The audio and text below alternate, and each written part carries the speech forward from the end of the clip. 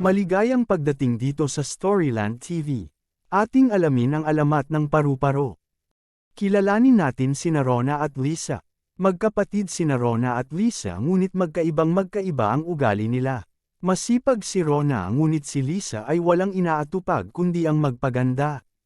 Habang naglilinis ng bahay, nagluluto o naglalaba si Rona, si Lisa ay nasa harap ng salamin, nagsusuklay, at nag-aayos lagi ng sarili.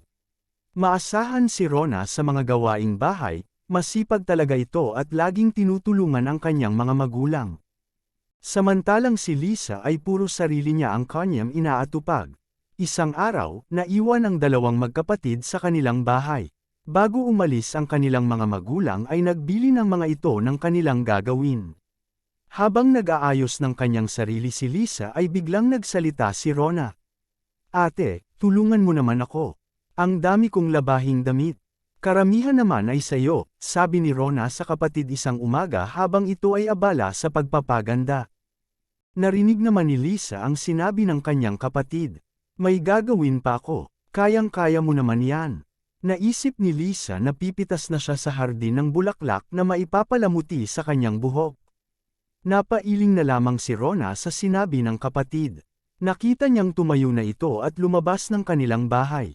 Wala nang nagawa pa si Rona. Ayaw na niyang makipagtalo pa sa kanyang kapatid. Pumunta na nga si Rona na mag-isa sa tabing ilog para maglaba.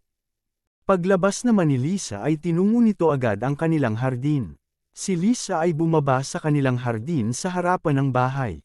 Habang pinipili niya kung aling bulaklak ang magandang iipit sa buhok, may matandang babae na lumapit sa tarangkahan.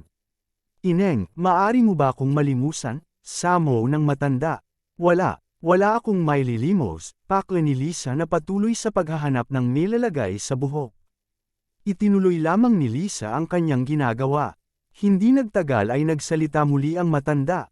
"Kahit nakapirasong tinapay, ako lamang ay gutom na." Pagmamakaawa ng matandang pulubi. Nairita si Lisa sa matandang pulubi.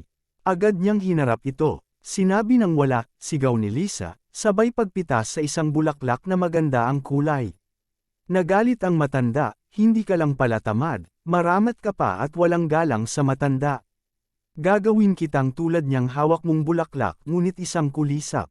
Pagkasabi ng matandang pulubi ay bigla na lamang dumilim ang kalangitan. Pagkaraan ng ilang minuto ay bigla muling sumikat ang araw. Engkantada pala ang matandang babae. Nang bumalik sa bahay si Rona, hinanap niya ang kapatid.